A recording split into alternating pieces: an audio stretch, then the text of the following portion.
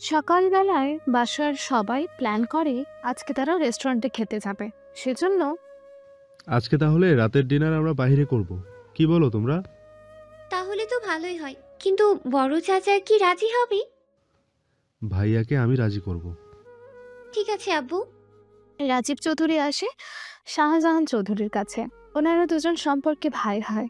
রাজীব চৌধুরী একমাত্র মেয়ে ঈশা চৌধুরী। রাজীব এসে শাহজাহান চৌধুরীকে বলে সবটা। হঠাৎ বাইরে যাওয়ার প্ল্যান? আসলে ভাইয়া ঈশা বলছিল বাইরে সবাই মিলে খাওয়ার জন্য, সেজন্য আমি আপনাকে কথাটা বলেছি। ঠিক আছে। সন্ধ্যের পরে ওনারা সবাই বেরিয়ে পড়ে। ওনাদের সাথে শাহজাহান চৌধুরী, সাথে ওনার স্ত্রী মিসেস পারুল আক্তার আছে। এর বাহিরে রাজীব চৌধুরীর সাথে ওনার স্ত্রী আর মেয়ে ঈশাও আছে। কিছুক্ষণ পরে ওনারা এখানকার একটা 5 স্টার হোটেলে আসে। এখানে ওরা একটা কেবিন বুক করে। পরিবারের সবাই সেখানে এসে বসে। এরপর ওনারা খাবার অর্ডার দেয়। ওয়েটার খাবার নিয়ে আসতেই যতক্ষণ সময় লাগতে থাকে ততক্ষণে ওনারা গল্প করতে থাকে।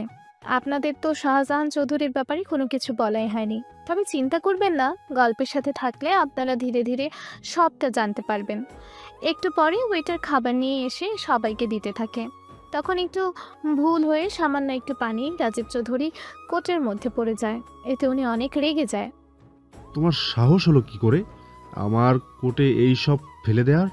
বিশ্বাস করুন স্যার, আমি ইচ্ছে করে করিনি। ইচ্ছে করে না থেকে থাকলে তাহলে কি নিজে নিজে পড়েছে? থাক না আব্বু, আমি সামান্য এই সব বিষয় এত রেগে কেন যাও বলো তো? এদের মতো লোককে যত প্রশ্রয় দিব এরা তত বেশি মাথায় উঠে। রাজীব, হচ্ছেটা কি? সামান্য একটু পানিই তো পড়েছে। ভাইয়া, এদের যদি এরকম অবস্থায় আমরা কিছু না বলি তাহলে এরা আরো অনেক কিছু করে বসবে। আরে থাক সেসব কথা। রাজীব চৌধুরী কে কিছু বলেনি। ওয়েটার খাবার দিয়ে বের হয়। খাবার শেষে ওনারা বিল দিয়ে বের হবে, তখন একটা ছেলের সাথে শাহজাহান চৌধুরীর একটু ধাক্কা লাগে। এতে রাজীব চৌধুরী তো অনেক রেগে ছেলেটাকে মারতে যাবে, তখনই কেউ একজন এসে হাতটা ধরে ফেলে। পুরাতন অভ্যাসটা আপনার গেল না তাহলে? মানে কি? তাছাড়া তোমার সাহস কি করে হলো আমার হাত এইভাবে ধরার? তুমি জানো আমি কে? আপনি কি জানেন আমি কে? কে তুই? বল তোর পরিচয়। গলা নিচু করে কথা বলেন। এটা আপনাদের অফিস বা বাসা নয় যেভাবে কথা বলবেন। তাছাড়া এটা আমার হোটেল। কি? এত বড় হোটেলের মালিক তুই? কেন, এত বড় হোটেল কি আমার থাকতে পারে না? তোর বয়স তো 30 হবে বলে তো মনে হচ্ছে না। সেসব আপনাকে ভাবতে হবে না, আপনি শুধু নিজের দিকটা ভাবেন। আব্বু চলো না এখান থেকে, এখানে এর সাথে কথা বলে কোনো কাজ নেই।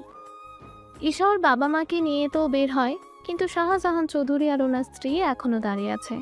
ওনাদের দাঁড়িয়ে থাকার কারণ হয়তো ওনারা নিজেও জানে না, সেজন্য আপনাদের কিছু বলার আছে। তোমার চেহারা কার সাথে কিছুটা মিলে যাচ্ছে, সেজন্য আমি বোঝার চেষ্টা করতেছি।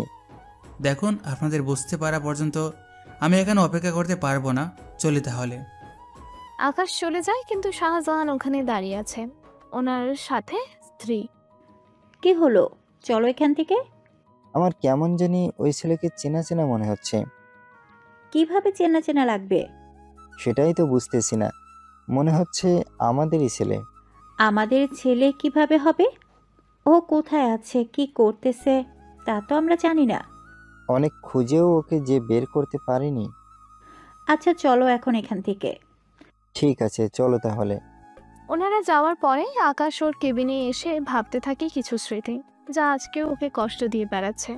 পরের দিন আকাশ যখন হোটেলে আসে তখনই ইরার কল আসে।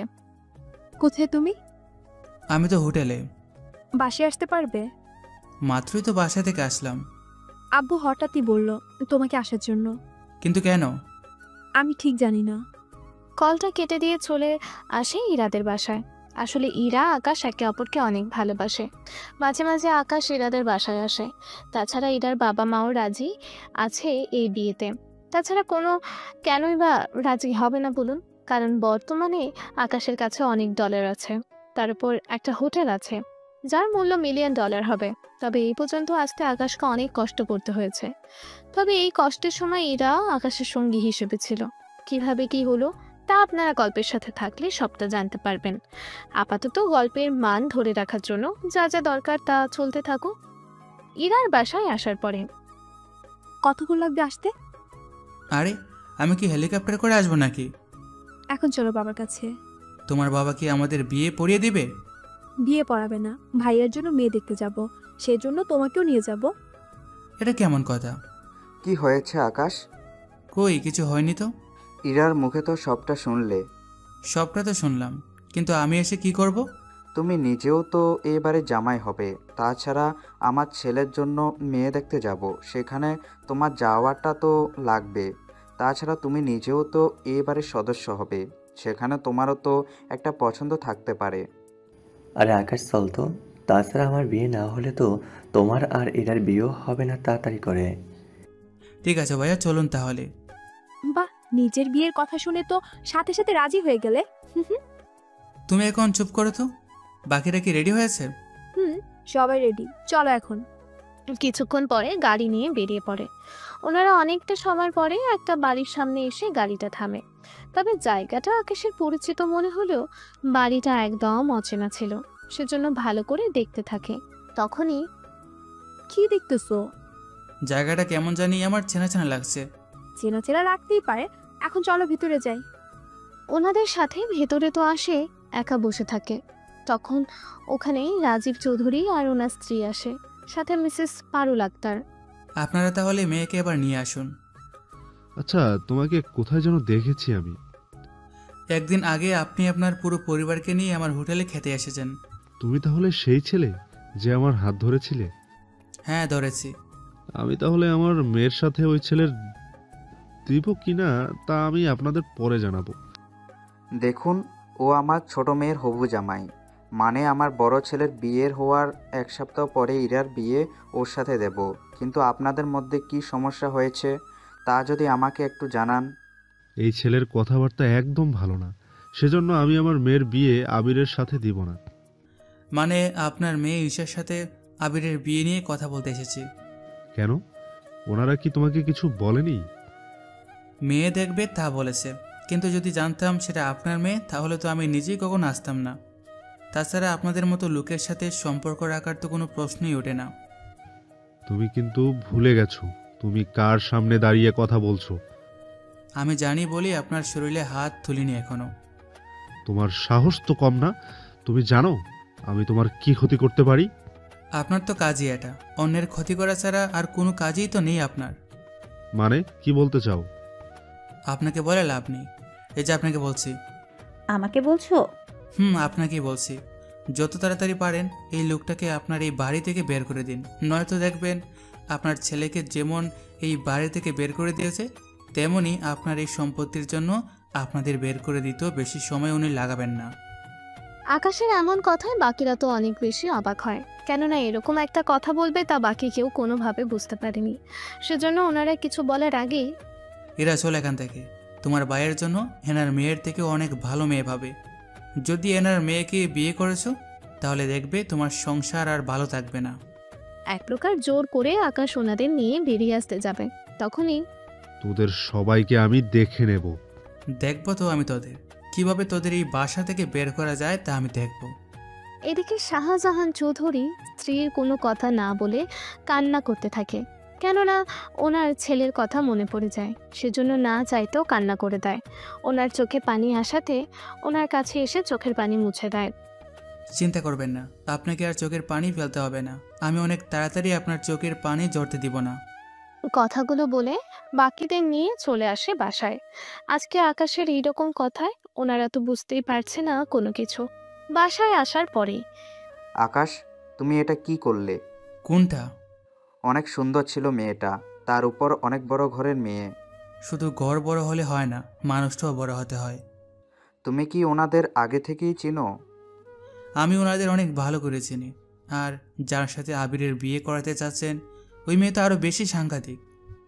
তুমি কি ওই মেয়েকেও চিনো? চিনি। কিভাবে চিনো?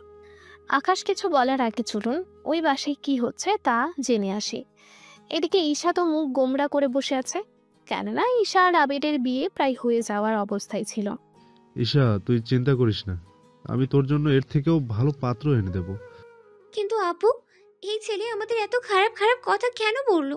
সেটা তো আমিও জানি না, তবে মনে হচ্ছে ওই রাতে হোটেলে আমরা যা করেছি প্রতিশোধ নেওয়ার জন্য এরকমটা করেছে।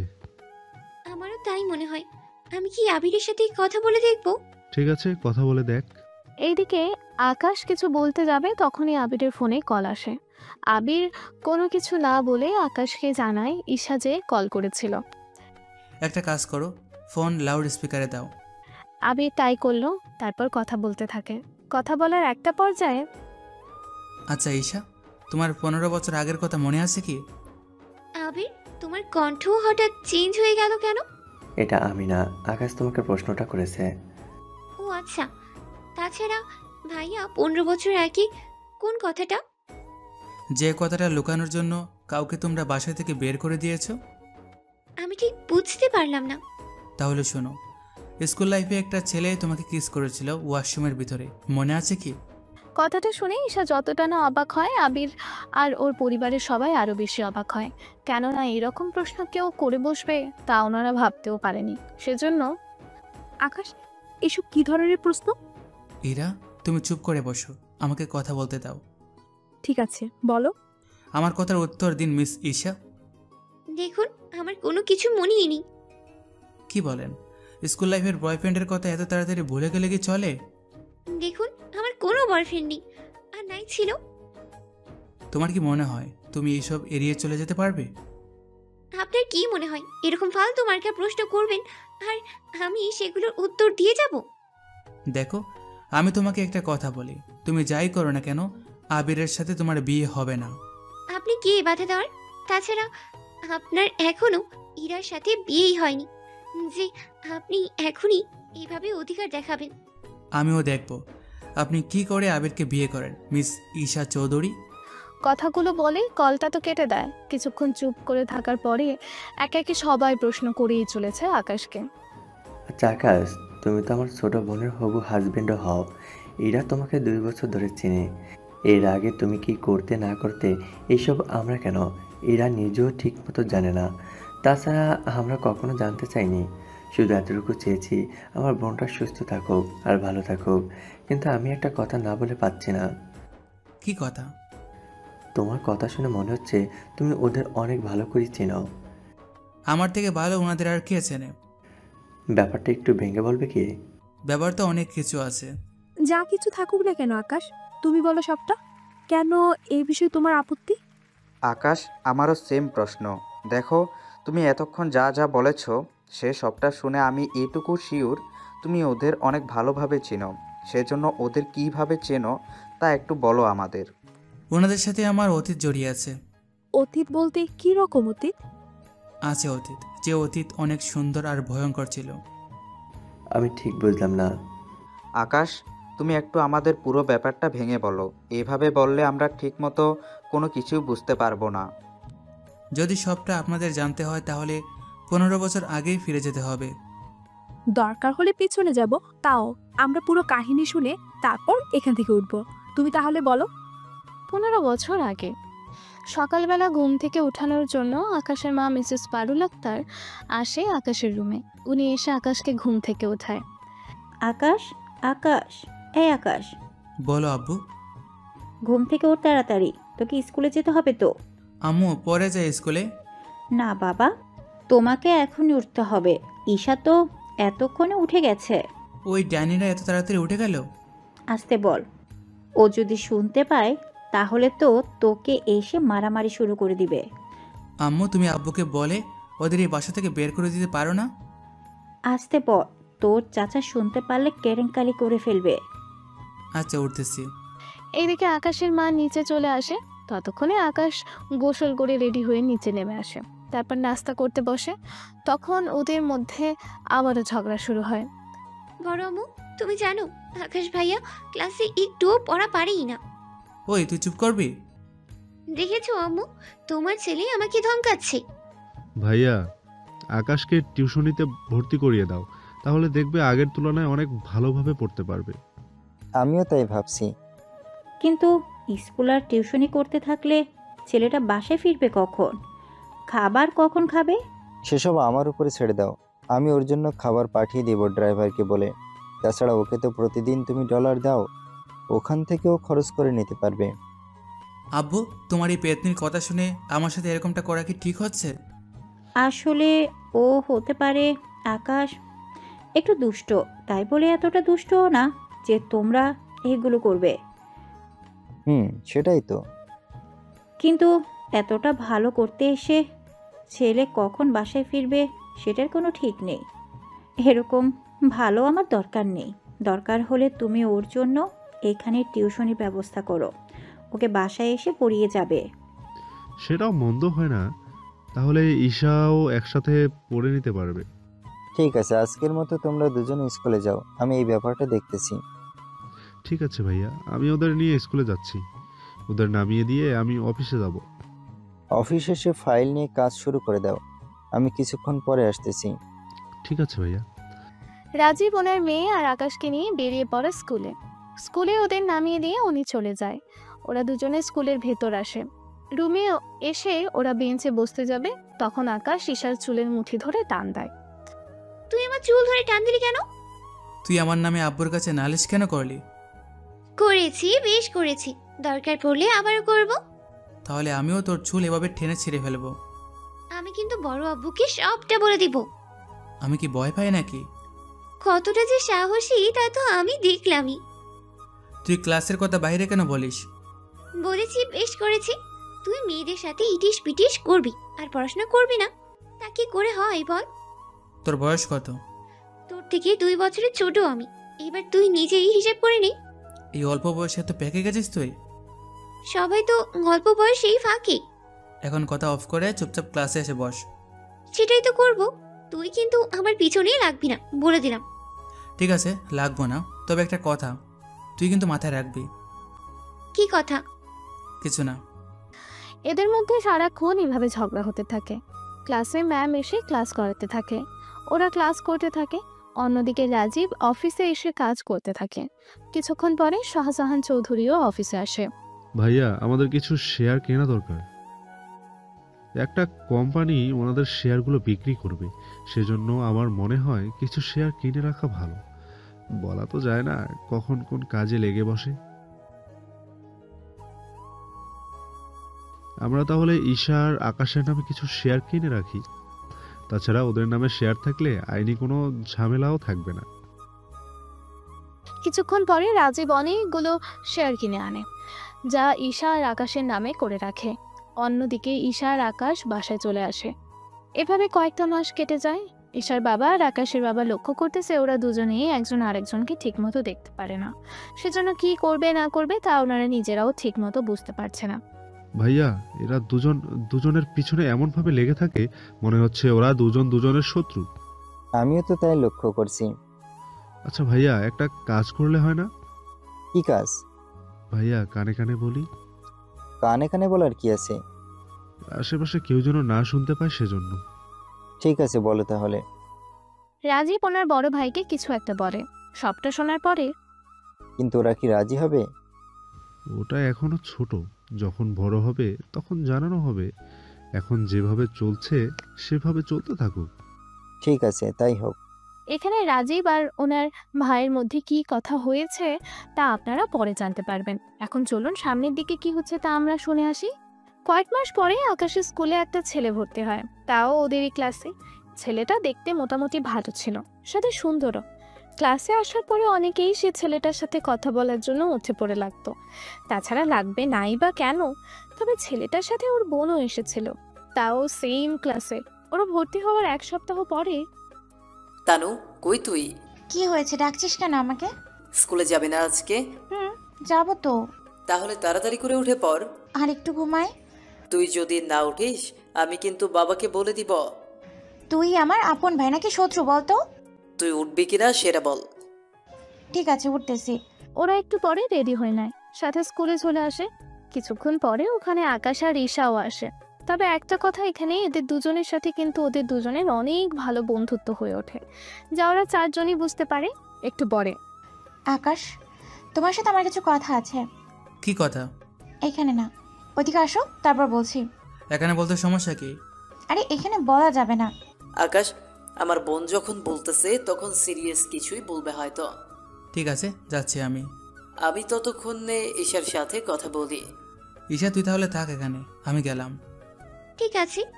আকাশ তানুর সাথে একটা জায়গায় এসে দাঁড়ায়। ওখানে বসে পড়ে দুজনেই। আকাশ, তোমার সাথে আমার কিছু কথা আছে। কি কথা? তুমি কি কাউকে পছন্দ করো? আমি কেন কাউকে পছন্দ করতে যাব? আরে মানে কোনো মেয়েকে ভালোবাসো কি? এই তোমার বয়স কত হবে? এই তো 11 বছর। এই অল্প বয়সে প্রেম ভালোবাসা এইসব তোমার মাথায় ঢুকালো কে? এইগুলো ঢুকাতে হয় না, এমনিই হয়ে যায়। দেখো তানু, আমি শুধু তোমাকে একজন বন্ধু হিসেবে ভাবি, এর বেশি কিছু না। কিন্তু আমি তো তোমাকে ভালোবেসে ফেলেছি আকাশ। এইটুকু একটা পিচ্ছি তুই। তোমার চাচাতো বোন তো ভালোবাসে। ও আবার কাকে ভালোবাসে? কাকে আবার? আমার ভাই রকিকে। কি? ঈশা তো তোমারই বয়সী, ও ভালোবাসার কি বুঝে? আসলে আমার ভাই তো ভালোবাসার সম্পর্কে বোঝে, সেজন্য আমি ওর থেকে শিখেছি। তাছাড়া আমার ভাই ঈশাকে পটিয়ে নিয়েছে, এখন আমি তোমাকে পটিয়ে নিতে পারলেই হয়ে যাবে। আমি কি ঈশার মতো গাতা নাকি যে তোর কথায় এরকমটা করব? বুঝলাম না, আমি কি দেখতে খারাপ যে আমার সাথে প্রেম করা যাবে না? যে মেয়ে এরকম একটা বয়সে প্রেম নিয়ে এতটা সিরিয়াস হতে পারে, সেই মেয়ের সামনের দিকে কি কি করতে পারে তা ভাবতেও অবাক হচ্ছে। দেখো তানু, তুই যা ভাবছিস তা কিন্তু কোনোটাই হবে না।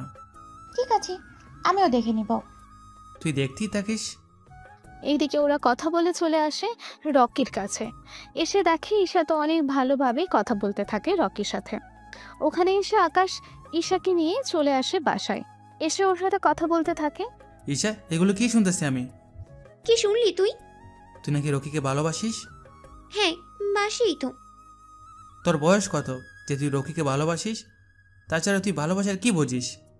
দেখ ভাইয়া, আমি যা বুঝেছি এতে আমার হয়েই যাবে, সেই জন্য তোকে এই ব্যাপারে কোনো জ্ঞান দিতে হবে না। ঠিক আছে, তোর যা মনে হয় কর। এদিকে ঈশা আর আকাশের তো ঝগড়া, কিন্তু তানু আর রকি কি করে তা আমরা একটু দেখে আসি। ভাইয়া, আকাশ তোমাকে ভালোবাসবে না বলতেছে। তুই কোনো চিন্তা করিস না, আমি একটা ব্যবস্থা কিন্তু অবশ্যই করতেছি। কি ব্যবস্থা? তার জন্য আমাদের নেটে দেখতে হবে। ও যদি রাজি নাও হয় তাও কিভাবে ওকে রাজি করানো যায় সেটাই আমরা এখন দেখতে থাকবো। তাহলে একসাথে দেখি, এতে আমারও কিছু জানা হবে। ঠিক আছে, চল তাহলে। ওরা দুই ভাই বোন নেটে দেখতে থাকে। তখন ওদের মাথায় একটা বুদ্ধি আসে। এটা তাহলে কথা যায়, কিন্তু তার জন্য তো ঈশাকে রাজি করাতে হবে। এসেকে যদি আমি বলি ওর রাজি হয়ে যাবে। তাহলে তো ভালোই, ওকে তাহলে কাল স্কুলে আসার সময় সবটা বলে দিব। ঠিক আছে। পরের দিন আকাশ স্কুলে আসেনি। ঈশা চলে আসে, এসে ওদের সাথে কথা বলতে থাকে। ঈশা, তোমার থেকে আমার একটা সাহায্য লাগবে। কি সাহায্য? তানু এরপর সবটা বুঝিয়ে বলতে থাকে। সবটা শোনার পরে, কিন্তু আব্বু আর বড় চাচা কিন্তু অনেক মারবে আমাকে।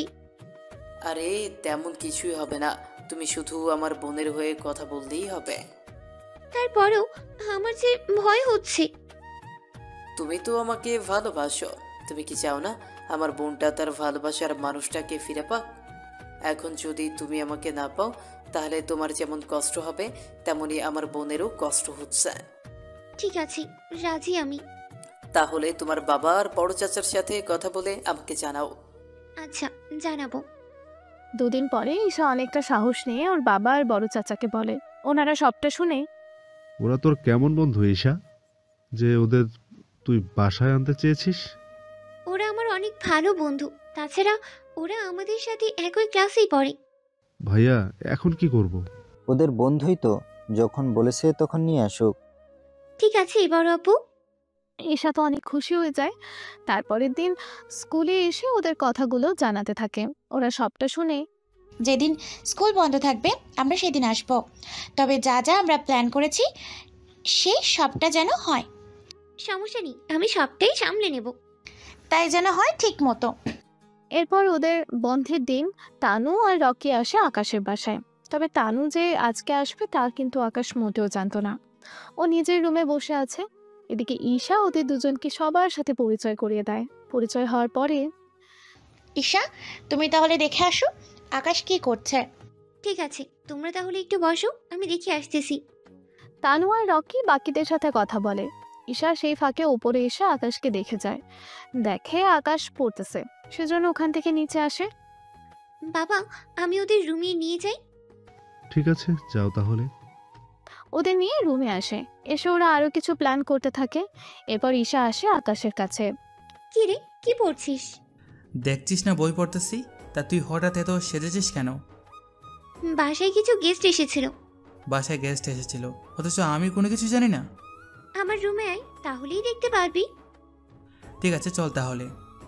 আকাশ রুমে এসে দেখে তানু বসে আছে। সেজন্য আকাশ বেশি অবাক হয়। সেজন্য ভেতরে না এসে বের হতে যাবে, তখনই ঈশা বাইরে থেকে দরজা বন্ধ করে দেয়। এতে আকাশ বের হতে পারছে না। ততক্ষণে তানু বিছানা থেকে উঠে ভেতরের থেকে দরজা লাগিয়ে দেয়। এইসব কি হচ্ছে তানু? তোমাকে আমার করে নেওয়ার ব্যবস্থা করছি। আমি ঠিক বুঝলাম না। আমি এখন আমার জামার কিছুটা ছিড়ব, তারপর চিৎকার করব। এতে করে তোমার বাবা মা চাচা এনারা এসে পড়বে। তাছাড়া ঈশা তো আছেই আমাকে সাহায্য করার জন্য। মানে ঈশার প্ল্যান আছে এখানে? আছে। তুমি যদি আপোষে রাজি হয়ে যাও তাহলে কোনো কিছুই আর সহ্য করতে হবে না। যদি রাজি না হও তাহলে এই অপমান তোমাকে সহ্য করে যেতে হবে। ঠিক আছে, আমি তোমার সাথে রিলেশন করব। তাহলে এই কাগজে একটা সাইন করো। কিসের কাগজ এটা? তোমার আর আমার বিয়ের কাবিননামা। এক কথায় আমাদের যখন 18 বছর হবে তখনই আমরা স্বামী স্ত্রী হব। এতটুকু একটা মেয়ে, তুমি এইসবের কি বোঝো? আমি অনেক কিছুই বুঝি, যা তোমাকে বুঝতে হবে না। যদি রাজি থাকো তাহলে হ্যাঁ বলো, নয়তো আমি চিৎকার করলাম। তোমার এই প্রস্তাবে আমি কখনো রাজি হব না। তাহলে তো তোমাকে অনেকটা কষ্ট সহ্য করতে হবে। এই বলে তানু ওর জামা ছেড়ে নেয়। তারপর চিৎকার করতে থাকে। চিৎকার শব্দ শুনে বাকিরা তো চলে আসে। তখন তানু দরজা খুলে দেয়, সাথে কান্না করতে থাকে। তানুর এইরকম অবস্থা দেখে বাকিদের তো বুঝতে বাকি রইল না এখানে কি হচ্ছিল এতক্ষণ ধরে। সেজন্য আকাশের বাবা এসে আকাশকে কয়েকটা থাপ্পড় দেয়। তোকে আমি এই শিক্ষা দিয়েছি? বিশ্বাস করো আব্বু, আমি ওর সাথে কিছুই করিনি। এত কিছু দেখার পরেও কিভাবে বিশ্বাস করব? ভাইয়া, আমার মনে হয় ঈশার বাবা মার সাথে কথা বলে সবটা ঠিক করে নেওয়ার দরকার। আচ্ছা ঈশা, তুমি কি চাও? আঙ্কেল, আকাশ যেহেতু আমার বোনের সর্বনাশ করতে চেয়েছিল, সেই জন্য আমি চাই আপনি ওদের বিয়ের ব্যবস্থা করুন। কিন্তু তোমাদের তো ঠিক মতো বয়সও হয়নি। তাহলে পারিবারিকভাবেই ওদের বিয়ের কাগজপত্র ঠিক করে রাখি। যখন ওদের বয়স হবে তখন না হয় সবটা ঠিক করে নিব।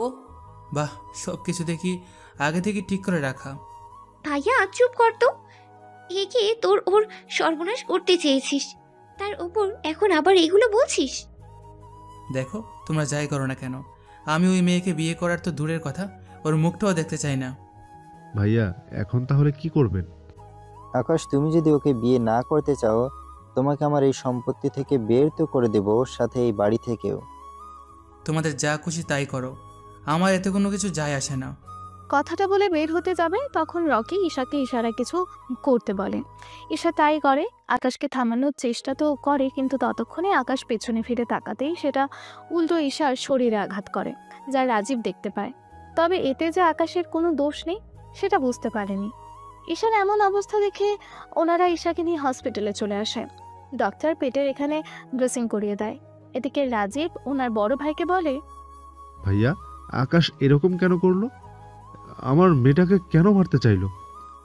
আমি ওকে পুলিশে দেব। কি বলছেন ভাইয়া? এটা করা কি ঠিক হবে? ও বাইরে থাকলে আরো বেশি সমস্যার কারণ হয়ে দাঁড়াবে। যা আপনি ভালো বুঝেন। ওই সময় আকাশের বাবা পুলিশে কল দিয়ে এনে আকাশকে ওনাদের হাতে তুলে দেয়। এদিকে আকাশের মা তো কান্না করেই ছড়েছে। তাও শাহজাহান চৌধুরী ওনার স্ত্রীকে আকাশের সাথে দেখা করতে দেয়নি। এদিকে কেস আদালতে যায় আর আকাশ ছোট হওয়ায় ওকে 3 বছরের জেল দেয়। তবে আশ্চর্য কথা হলো আকাশের সাথে ওর পরিবারের কেউ একটিবারের জন্য যোগাযোগ করেনি। অন্যদিকে ভাইয়া কি চাইলাম আর কি হলো? আমি চেয়েছিলাম ঈশাকে দিয়ে আকাশকে আটকাবো, কিন্তু কি চাইলাম আর কি হলো? আমি তো নিজেও বুঝতে পারিনি, শুধু শুধু আমি আকাশকে হারালাম। চিন্তা করিস না, একটা সময় দেখবে আকাশের থেকেও অনেক ভালো ছেলে তুই পাবি। আচ্ছা, তুই ঈশার সাথে দেখা করেছিস? কল তো করেছিলাম, বলেছে 2 দিন পরে স্কুলে আসবে। ও আচ্ছা, ভালো তো তাহলে। 2 দিন পরে ঈশা তো স্কুলে আসে। এরপর ওদের মধ্যে আগের মতো কথাবার্তা চলতে থাকে। অন্যদিকে আকাশ তো জেলে। এভাবে 1 বছর কেটে যায়। এখনো আকাশের পরিবার ওর খোঁজ খবর ঠিকমতো রাখেনি। কিছুদিন পরে ঈশার রকির মধ্যে ঝামেলা শুরু হয়। এতে ওরা দুজন আলাদা হয়ে যায়। তখন আকাশের জেল খাটে প্রায় 1.5 বছর। রকির সাথে ঈশা ছাড়াছাড়ি হয়ে যাওয়ার পরে ঈশা তো অনেক ভেঙে পড়ে। তখন কি হয়েছে ঈশা? তুই এত চিন্তিত কেন? এমনিতে সত্যি তেমন কিছু হয় নাই। আচ্ছা আব্বু, আকাশকে কি চাইলেই ছাড়িয়ে আনা কি সম্ভব? হঠাৎ এতগুলো বছর পরে তোর মনে এরকম প্রশ্ন জাগলো কেন? তুমি আগে বলো, তারপর আমি ব্যাপারটা বলতেছি। চাইলেই তো ছাড়ানো সম্ভব না, কিন্তু কি হয়েছে বল। ঈশা ওর বাবাকে সবটা বলে। সবটা শুনে রাজীব চৌধুরী ঈশাকে কয়েকটা থাপ্পড় মারে। তুই এরকম একটা কাজ করেছিস? এটা যদি ওরা জানতে পারে তাহলে তো আমার অবস্থা শেষ। আমি ভাইয়ার সাথে কথা বলে তোর আর আকাশের বিয়ে ঠিক করে রেখেছিলাম, অথচ তুই সেখানে সবটা নষ্ট করে দিয়েছিস। তুমি যদি আমাকে আগে বলতে, তাহলে তো আমি এরকমটা আর কখনো করতাম না। এখন এই সব কিছু তোর বড় চাচাকে কোনোভাবে বলার দরকার নেই। কেন আব্বু? উনি যদি সবটা এখন জানে তাহলে তোকে তো বাসা থেকে বের করবে, সাথে আমি যদি তোমাকে সাহায্য করি তাহলে আমাকেও বের করে দেবে। সেজন্য চুপ করে থাকাই অনেক ভালো হবে। ঠিক আছে আব্বু। তোর এই একটা সমস্যার জন্য আমাকেও সমস্যায় পড়তে হচ্ছে। সে যাক গিয়ে, এইসব কথা কাউকে বলার দরকার নেই। ঠিক আছে আব্বু, বলবো না কাউকে। এভাবে দিন যেতে যেতে মাস পার হয়ে যায়, তাও আকাশের কথা এই পরিবার কেউ উচ্চারণ করে না। এবং কি রাজীব চৌধুরী উল্টা আকাশের পরিবার সব সম্পত্তি নিজের করার জন্য উঠে পড়ে লেগেছে। ঠিক তখনই আব্বু, তুমি কেন এমন করছো? ওনারা তো এমনিতেই কয়েকটা বছর পর মারাই যাবে। তখন তো এই সম্পত্তি তুমিই পেয়ে যাবে। ততদিন আমরা একটু থাকি ভাবি। কিন্তু আকাশ যদি আবার ফিরে আসে? আকাশ যদিও ফিরে আসে আবার, তাও বড় চাচা ওকে মেনে নিবেই না। তাছাড়া আমাদের আরো কিছু কাজ করতে হবে। কি কাজ? বড় চাচার কাছে আকাশের নামে খারাপ খারাপ কথা বানিয়ে বলতে হবে। এক কথায়, আকাশ তো জেলে থেকে বের হয় পর আর 2 মাস বাকি আছে। এই 2 মাসে বড় চাচাকে আকাশের নামে আরো কিছু কথা বলতে হবে, যেন উনি আকাশকে খারাপই জানে। ঠিক আছে, তাই হবে। কিন্তু আকাশ জেল খাটার পরে এ বাড়িতে ফিরবে নাকি অন্য কোথাও যাবে তা তো আমাদের আগে শিওর হতে হবে। কিন্তু শিওর হব কি করে? সেটাই তো বুঝতেছি না। আচ্ছা, দেখি কি করা যায়। এভাবে দিন যেতে থাকে। জেলের মধ্যে আকাশের দিন ভালোই যাচ্ছে, কেননা আকাশের বয়স কম ছিল বলে ওদের দিয়ে তেমন কোনো কাজ করানো হতো না, নাই কোনো কিছুর জন্য প্রেশার দেওয়া হতো। দেখতে দেখতে 3টা বছর কেটে যায়। আকাশেরও জেল থেকে বের হওয়ার সময় চলে আসে। তখন রাজীব চৌধুরী আসে ওর বড় ভাইয়ের কাছে।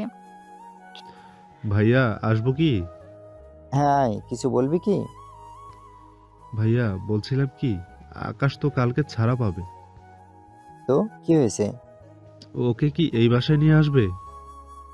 ওর মতো ছেলেকে এই বাসায় কেন নিয়ে আসবো? তাও ভাইয়া, ওকে একবার তো চান্স দেওয়া দরকার। ঠিক আছে, দিলাম ওকে চান্স। তাহলে কাল ওকে নিয়ে আসিস। ঠিক আছে ভাইয়া। এই হয়তো আপনারা ভাবছেন কি থেকে কি হয়ে গেল।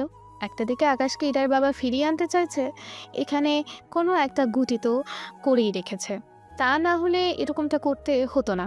সেজন্য পরের দিন আকাশকে নিয়ে আসা হয় বাসায়। তবে এবার আকাশের সাথে তেমন কোনো কথা বলতো না ওর বাবা, সেজন্য সব সময় মায়ের সাথেই থাকতো। এভাবে 7 দিন যাওয়ার পরে আকাশ, আকাশ, হ্যাঁ মা বলো। তোর জন্য মাংস রান্না করেছি। ঠিক আছে মা, আসতেছি। এদিকে আকাশ নিচে নেমে আসে খাওয়ার জন্য। এদিকে বাবা, তুমি ওকে বাসায় আনার প্ল্যান কি? আছে একটা প্ল্যান, তবে এবার তোকে যে অভিনয় করতে হবে। তুমি কোনো চিন্তা করো না, কি অভিনয় করতে হবে তুমি শুধু বলো আমাকে, বাকিটা আমিই ভেবে নিব। তাহলে শুন। এরপর রাজীব ঈশাকে কিছু কথা বলে। কথাগুলো শুনেই ঈশা তো অনেক খুশি হয়ে যায়। এদিকে আকাশের খাওয়া শেষ। তখন আকাশের মা ওকে নিয়ে বের হয়ে একটা ব্যাংকে আসে। আম্মু, তুমি ব্যাংকে কেন নিয়ে এলে?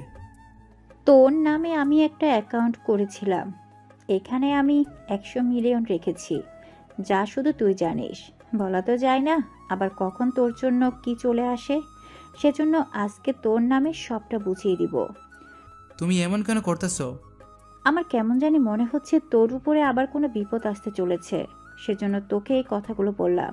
তাহলে এখানে যা আছে তা দিয়ে তুই মোটামুটি অনেক কিছু করে নিতে পারবি। ঠিক আছে আম্মু। এরপর সবটা আকাশকে বুঝিয়ে দেয়। তাছাড়া আকাশ ওর মাকে আগেই সবটা বলেছিল যে কিভাবে ওকে ফাঁসানো হয়েছিল। ব্যাংকের কাজ শেষ করে ওরা চলে আসে বাসায়। তখন তেমন কেউই ছিল না, সেজন্য আকাশ ওর রুমে আসে। তখন ওই রুমে ঈশাও আসে। ঈশাকে দেখে তুই এই রুমে কেন? আমি কি এখানে আসতে পারি না? না, পারিস না। দেখ, আগে যা হয়েছে তা ভুলে যা। এখন এই নিয়ে কথা বাড়িয়ে কাজ নেই। আমার রুমে আয় তো। আগের মতো আমার নামে কিছু উঠাবি নাকি? সবটাই দেখিয়ে বুঝে গেলি, তাহলে তো এখন এই রুমেই করতে হয়। সেজন্য আগের প্ল্যান অ্যাপ্লাই করতে থাকে। সবটা করা হয়ে গেলে কিছুক্ষণ পরে আবারও সব কিছু আগের মতো হয়ে যায়। সেজন্য নতুন করে আর বলবো না, কেননা প্রথম অবস্থায় যা যা হয়েছে এখনও তাই তাই হয়েছে। যতটুকু ব্যতিক্রম হয়েছে শুধু সেটাই জানানো হবে আপনাদের।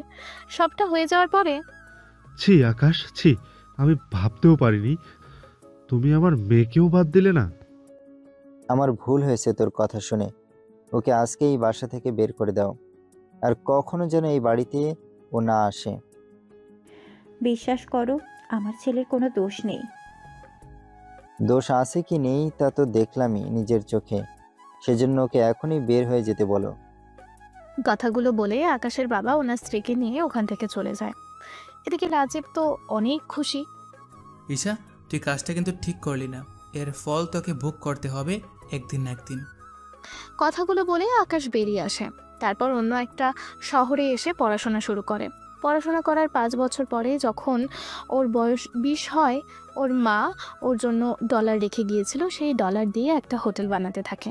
এতদিন সেখান থেকে কিছু ডলার খরচ করে পড়াশোনার কাজে, সাথে থাকা খাওয়ার জন্য। এরপর হোটেল বানাতে থাকে আর হোটেলের নাম দেয় 5 স্টার হোটেল। হোটেল বানানোর 1 মাস পরেই আকাশের সাথে ইরার পরিচয় হয়। ইরার সাথে পরিচয় হওয়ার পরের বাকি কাহিনী তো আপনারা জানেন, সেজন্য নতুন করে বলছি না। আর এখানেই শেষ হলো 15 বছরের কাহিনী। 15 বছর পর বর্তমান।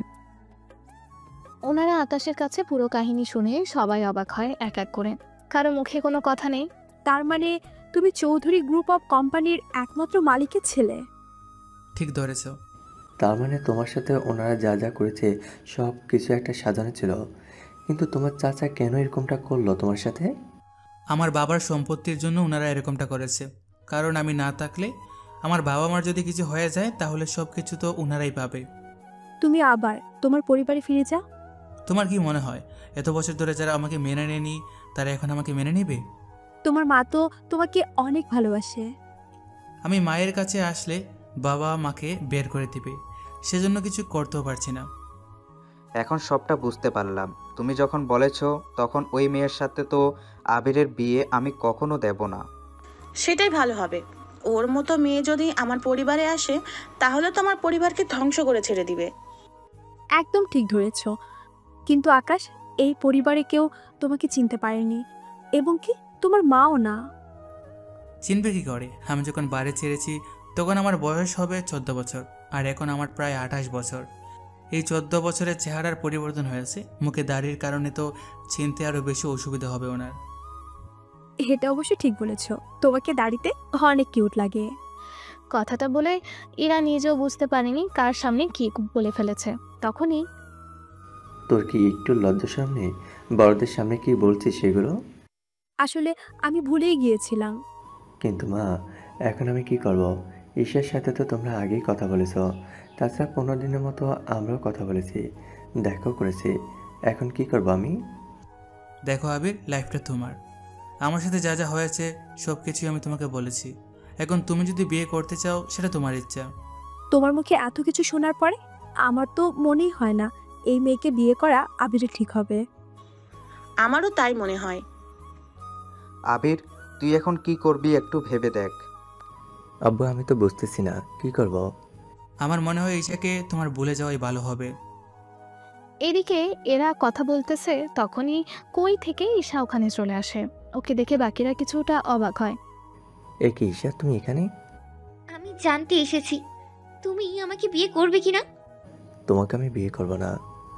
কিন্তু কেন? ওই বাসায় কি তুমি সবটা শুনতে পারোনি? কেন তোমাকে বিয়ে করব না?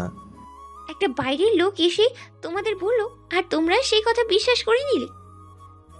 ঈশা, মুখ সামলে কথা বলো। আপু, আপনাদের তো এখনো বিয়েই হয়নি, তার মধ্যে উনি এত কিছু নিয়ে কথা বলা শেষ। যদি বিয়ে হতো, নাও জানি কি করতো। দেখো ঈশা, তুমি বয়সে আমার ছোট হবে না বড় হবে তা আমি জানি না, তবে আকাশ যখন বলেছে তখন তোমার সাথে আমার ভাইয়ের বিয়ে তো কখনোই হবে না। দেখুন আপু, ওনার একটা হোটেল আছে, যে হোটেলে আমার পরিবার এসেছিল খাবার জন্য।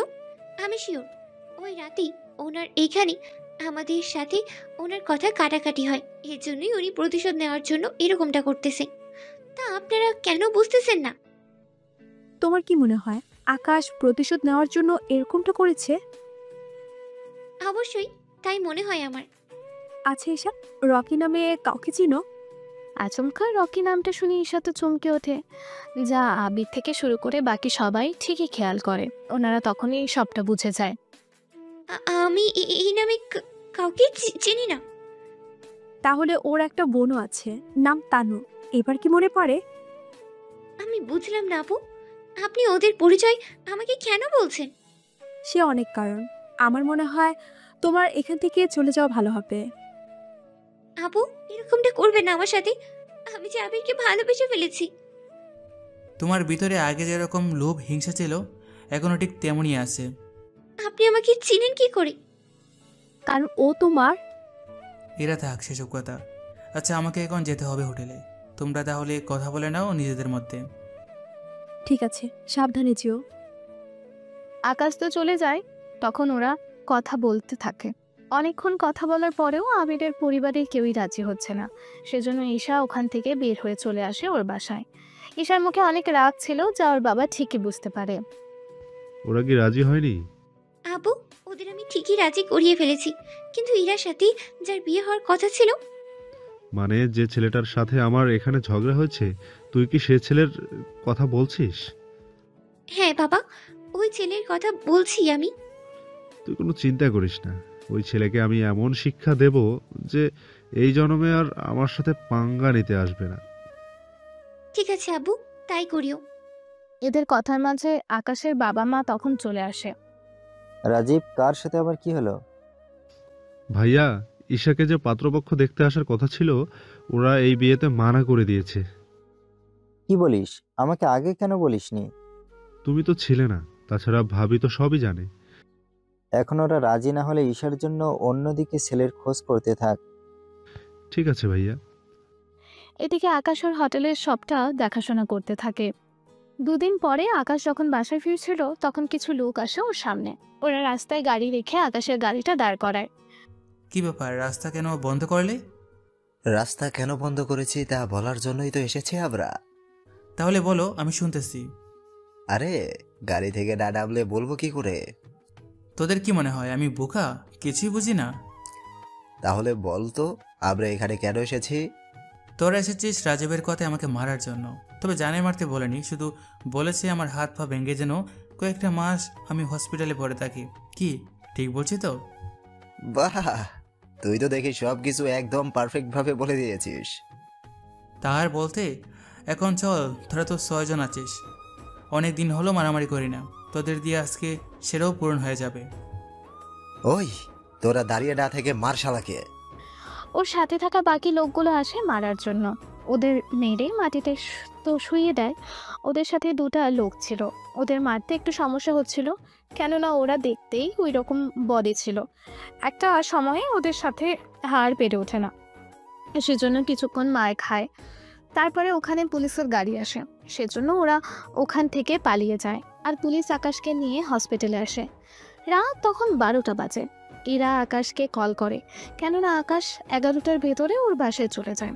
ওখানে এসে ইরাকে প্রতিদিন কল করে বলে দেয়, কিন্তু আজকে 12টা বাজে তাও আকাশ করছে না বলে ইরা কল দিলে ওখানে থাকা ডক্টর কল রিসিভ করেন। কে বলছেন? আপনি কে? আমি একজন ডক্টর। এটা তো আকাশের ফোন, আপনার কাছে এলো কি করে? আসলে 1 ঘন্টা হলো একটা লোককে পুলিশ নিয়ে এসেছিল হসপিটালে। তার পকেটে এই ফোনটা ছিল। বলেছে কেউ যদি কল করে তাহলে যেন তাকে এই ঠিকানা দেই। আচ্ছা, যাকে নিয়ে আসা হলো তার পকেটে দেখুন কোনো কার্ড আছে। সেখানে কি আকাশ নাম লেখা? জি, আকাশ নামই তো লেখা আছে। আপনার হসপিটালের ঠিকানা বলুন। ডক্টর ঠিকানা বললেন। ইরা ওর বাবা মা আর ভাইয়ের কাছে আসে, এসে ওনাদের সবটা বলে। কি বলছিস? এগুলো হলো কি করে? তুই জানলি কিভাবে? কেউ তো মজা করতে পারে। জানি না ভাইয়া, ও তো 11টায় বাসায় চলে যায়। বাসায় ফিরে আমাকে প্রতিদিন কল দেয়, কিন্তু আজকে কল দেয়নি বলে আমি কল দেই, তখনই জানতে পারি। এরা তোকে এত কান্না করতে হবে না। কিন্তু আম্মু, ওর যদি কিছু হয়েছে তাহলে আমি কিভাবে বাঁচবো? চিন্তা করিস না, ওর কিছুই হবে না।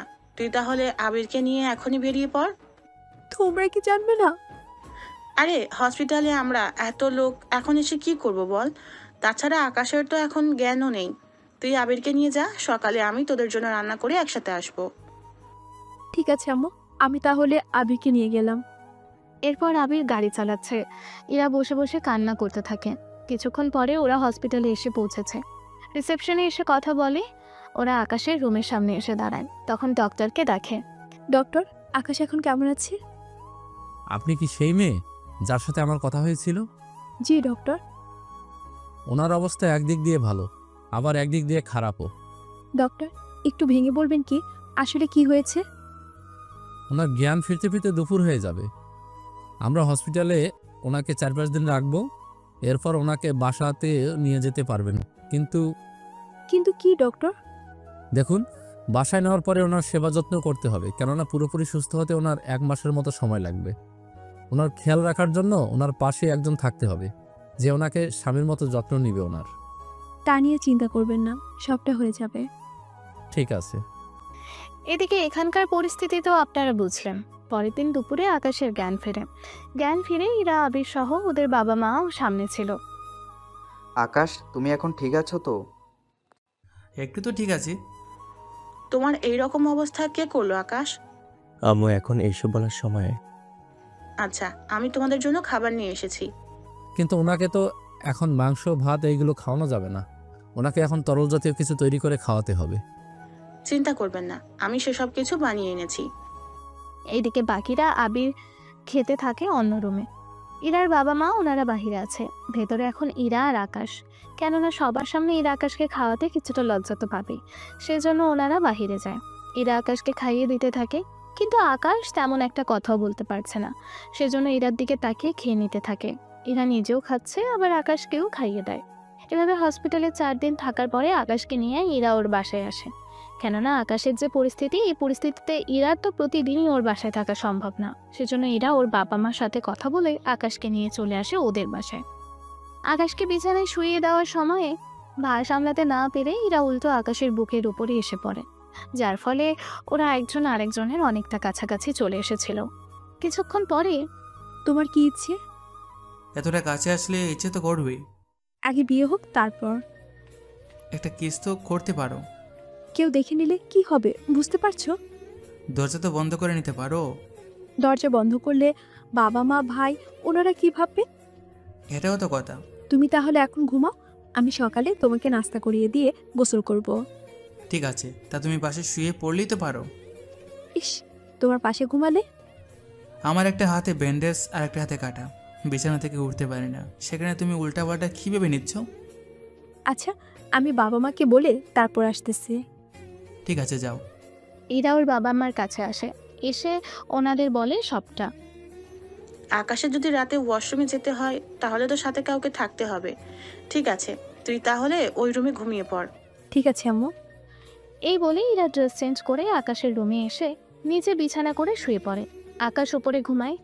এখন অনেকে বলবেন, ভাই নায়িকার মা কেন এরকমটা করলো, নিজের মেয়েকে এরকম একটা রুমে পাঠিয়ে দিল। আসলে ব্যাপারটা হচ্ছে, আকাশ চাইলেও কোনো কিছু করার তো দূরের কথা, যেখানে সামান্য পানি নিয়ে খেতে পারে না, সেখানে একটা মেয়ের সাথে উল্টাপাল্টা কিছু করবে, তা আপনাদের ভাবাও ঠিক না। এইদিকে পরের দিন সকালে আকাশকে নাস্তা করিয়ে তারপর দরজা আটকে দেয়। আচমকা দরজা আটকানোর জন্য আকাশ চমকে ওঠে। কি ব্যাপার, দরজা কেন বন্ধ করলে? কারণ আজকে আমি তোমার সব কিছু দেখে নিব। সব কিছু মানে? সব কিছু বলতে তোমার বডি। ছি ছি ছি, তুমি এত খারাপ, শেষ পর্যন্ত তুমি আমার বডির দিকে নজর দিলে। তো কি হয়েছে, আমি তোমার হবু বউ, তোমার শরীর তো পানি দিয়ে পরিষ্কার করতে হবে। এমনি তো তুমি 4 দিন ধরে গোসল করেনি, এরপর তো তোমার কাছে আসাও যাবে না। আমি তো বিছানা থেকে উঠতে পারছি না, সেখানে গোসল করব কি করে বলো? তা অবশ্যই ঠিক, সেই জন্য আমি পানি এনেছি। তোমার চোখে আমি এটা বেঁধে দিলাম, তাহলে তোমার আর লজ্জা করবে না। চোখ তো বাঁধা দরকার ছিল তোমার, সেখানে আমার চোখ কেন বাঁধতে হবে? তোমাকে দেখে তো আমার লজ্জা পাবে না, কিন্তু তুমি যখন দেখবে আমি তোমাকে দেখতেছি, তখন তো তোমার ঠিকই লজ্জা পাবে। হুম হুম। তোমার সাথে কথা বলে পারবো না এখন, আগে সুস্থ হই তারপর জবাব দেব। এরপর আকাশের চোখ বেঁধে দিয়ে আকাশকে পানি দিয়ে গোসল করাতে থাকে। যে যে জায়গায় সমস্যা ওই জায়গা বাঁধে বাকি জায়গায় পানি দিয়ে গোসল করিয়ে নেয়। তারপর একটা লুঙ্গি আর গেঞ্জি পরিয়ে দেয়। এবার বিছানায় এনে আবারও শুয়ে দিতেই আবারও আকাশের ওপরে এসে পড়ে। তবে এবার পড়ে যাওয়ার সময় আকাশের ঠোঁট আর ইরার ঠোঁট এক হয়ে যায়। কি ব্যাপার, তোমার এরকম প্ল্যান ছিল, আগে কেন বলনি? বিশ্বাস করো, আমি ইচ্ছে করে করিনি। সেটা তো বুঝতেই পারছি। আমার চোখ তাহলে এর জন্য বেঁধে রেখেছো যেন আমার সুযোগ নিতে পারো? তুমি কি মেয়ে যে আমি তোমার সুযোগ নেব? সুযোগ কি শুধু ছেলেরা নেয়? মেয়েরা তো সুযোগ নেয়। কথার অনেক জোর বেড়ে গেছে, তাই না? তুমি পাশে থাকলে তো তা তো বাড়বেই। কিছুক্ষণ পরে ইরার বাবা মা আর আবির আসে ওর রুমে। ওনারা রুমে এসেই জিজ্ঞেস করতে থাকে আকাশের এরকম অবস্থা কারা করেছে। এই ব্যাপারে প্রশ্ন করতে থাকে। সবার থেকে সবটা শোনার পরে ঈশা আর ওর বাবা মিলে লুক ঠিক করে আমাকে হসপিটালে পাঠাতে চেয়েছিল। ওরা এরকম একটা কাজ করতে পারলো? যার যেমনটা ইচ্ছে হয়। এদিকে কিছুক্ষণ পরে আবির চলে আসে রাজীব চৌধুরীর বাসায়। ওখানে ঈশা আর আকাশের বাবা মা ওনারাও ছিল। আবির দেখার পরে, এ কি আবির, তুমি এখানে? এরপর একে একে সবাই এই প্রশ্নটা করতে থাকে। প্রশ্নগুলো শোনার পরে আপনি আর ঈশা মিলে আকাশকে কেন লোক দিয়ে মার খাওয়ালেন? আমরা যে মার খাওয়ালাম তার কি কোনো প্রমাণ আছে? আকাশের কাছে প্রমাণ তো আছে। বুঝলাম না, তুমি কে? ভাইয়া, ওর সাথে ঈশার বিয়ে হওয়ার কথা ছিল। তাবির, তুমি ঈশাকে কেন বিয়ে করতে চাইছো না? যেখানে আপনার ছেলে আমাকে মানা করে সেখানে আমি কি করে বিয়ে করব বলেন? আমার ছেলে মানা করেছে মানে? মানে হলো এরা দুজন যাকে লোক দিয়ে মার খাওয়ালো সে আপনাদের ছেলে। আর সহজ করে দিচ্ছি, যেদিন আপনাদের বাড়িতে এসেছিলাম আমি ওই দিন একটা ছেলেকে পরিচয় করে দিয়েছিলাম আপনাদের সাথে, মনে আছে কি? আমার মনে আছে, ওই দিন তো উনি ছিল না বাসায়, সেজন্য জানে না। তুমি বলো বাবা। আমার সাথে যে ছেলেটা ছিল ওই ছেলেটাই হচ্ছে আপনাদের ছেলে আকাশ চৌধুরী, যাকে ছোটবেলায় আপনাদের থেকে মিথ্যে একটা ষড়যন্ত্র করে দূরে সরিয়ে রেখেছিল এতগুলো বছর ধরে। মিথ্যে ষড়যন্ত্র মানে? তাহলে প্রথম কাহিনী থেকে বলতেছি।